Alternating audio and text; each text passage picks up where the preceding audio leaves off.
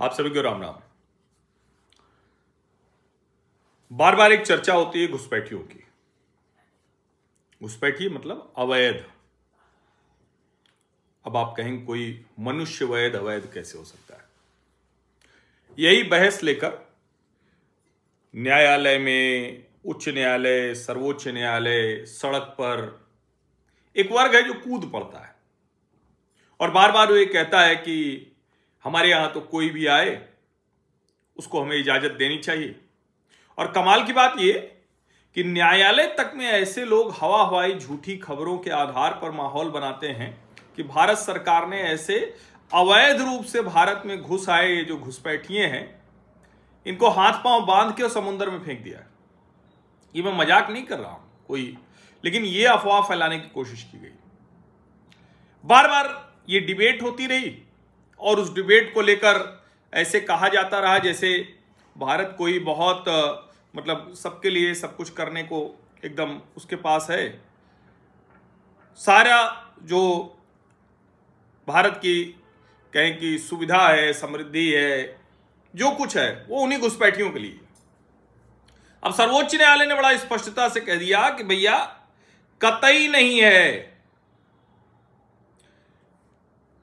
गरीबों का पहला अधिकार है, घुसपैठियों का नहीं। और साफ साफ सर्वोच्च न्यायालय की तरफ से यह बात आने के बाद यह तो जरा खत्म होना चाहिए। और चीफ जस्टिस ऑफ इंडिया इसकी सुनवाई कर रहे थे, जस्टिस सूर्यकांत। उन्होंने कहा क्या घुसपैठियों के लिए रेड कारपेट बिछा दें, क्या स्वागत करें, फूल माला पहनाएं, क्या करें बताइए। उन्होंने कहा कि रेड कारपेट बिछा दें क्या? अच्छा सही बात है। एक वर्ग है जो खड़ा होकर ऐसे बात करता है जिसे इन अवैध घुसपैठियों को स्वागत करिए, या फूल माला पहनाइए, मीठा उठा खिलाइए, भोजन कराइए, कहीं अच्छा रहने का प्रबंध कर दीजिए। अरे इनको शर्म भी नहीं आती। ये सब मानवाधिकार के नाम पर कहते हैं हम बड़े लिबरल लोग हैं। ये खतरनाक लोग हैं दरअसल। भारत जैसे देश में जहां ये दूसरी चीजों का मजाक उड़ाते रहते हैं वहां ये घुसपैठियों के पक्ष में खड़े हो जाते हैं। अब वो सुनवाई कर रहे थे। सुनवाई क्या थे?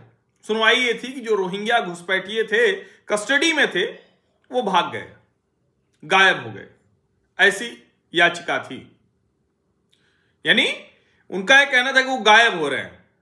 उसी सवाल पर उन्होंने कहा, और जस्टिस सूर्यकांत ने बड़ा स्पष्टता से कहा, आज सारे अखबारों में है, ये देखिए टाइम्स ऑफ इंडिया की हेडलाइन है कि legal migrants have no legal rights, says SC. साफ साफ कह दिया कोई अधिकार है ही नहीं है भैया।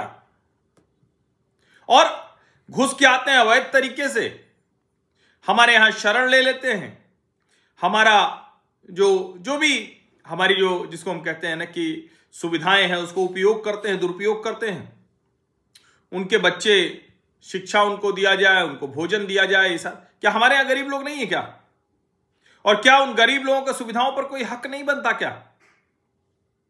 अब जाहिर है कि ये जब बात होगी तो कई बार कहा जाएगा कि अरे भाई देखिए सुप्रीम कोर्ट तो मानवाधिकारों की चिंता ही नहीं कर रहा है। कोर्ट साफ साफ कह रहा है can't describe Rohingya as refugees. उसने मानने से ही इनकार कर दिया कि यह संभव नहीं हो सकता कि रोहिंग्या आए और आप उनको रिफ्यूजीज कहें। Supreme Court Tuesday said intruders and illegal immigrants have no legal right and hoped every citizen is aware of this problem in northeastern and eastern states, amplifying a concern that had prompted SC in 2005 to observe that Assam faced external aggression and internal disturbance due to influx of Bangladeshi migrants. इससे बड़ी बात क्या कही जाएगी? सर्वोच्च न्यायालय कह रहा है कि भैया जिस तरह के घुसपैठिए चले आ रहे हैं, जिस तरह की स्थितियां हैं, देश को पता होना चाहिए, नॉर्थ ईस्ट और ईस्टर्न जो स्टेट्स हैं उनको पता होना चाहिए कि हालात ऐसे बन गए कि सर्वोच्च न्यायालय ने 2005 में कहा कि असम एक्सटर्नल एग्रेशन यानी बाहरी आक्रामकता और इंटरनल डिस्टर्बेंस यानी आंतरिक अराजकता उससे जूझ रहा है। और उसके बाद आप ये कह रहे हैं, अब ये एक जिसको कहें कि याचिका आई तो उस पर सुनवाई हो रही थी, और एक कौन कौन जस्टिस थे, CJI सूर्यकांत और जस्टिस जॉय माल्या बागची। अब कमाल की बात यह है कि जो पिटिशनर रीता मनचंदा के काउंसिल थे वो बार बार रिफ्यूजी कह रहे थे। उन्होंने कहा, where is that government order declaring Rohingya as refugees? They have no legal rights. India has no obligation to keep those who enter it illegally. If a person has no legal status he is an intruder in the country. अब इसको आप लोग ध्यान से हमेशा के लिए रख लीजिए कि ये घुसपैठिए हैं, सर्वोच्च न्यायालय ने कहा है। अब ये कोई मतलब कोई पॉलिटिकल डिबेट नहीं है, कोई हम जैसे पत्रकार या कोई भाजपा या कोई पार्टी या कोई संघ या कोई राष्ट्रवादी व्यक्ति नहीं कह रहा, कोई राष्ट्रीय विमर्श खड़ा करने वाला व्यक्ति नहीं। सर्वोच्च न्यायालय ने कह दिया है कि ये घुसपैठिए हैं, इसके अलावा और कुछ नहीं है। रिफ्यूजी इनको कहना बंद कर दीजिए, इनका कोई लीगल राइट नहीं है। ये आप सबको ध्यान में रहना चाहिए।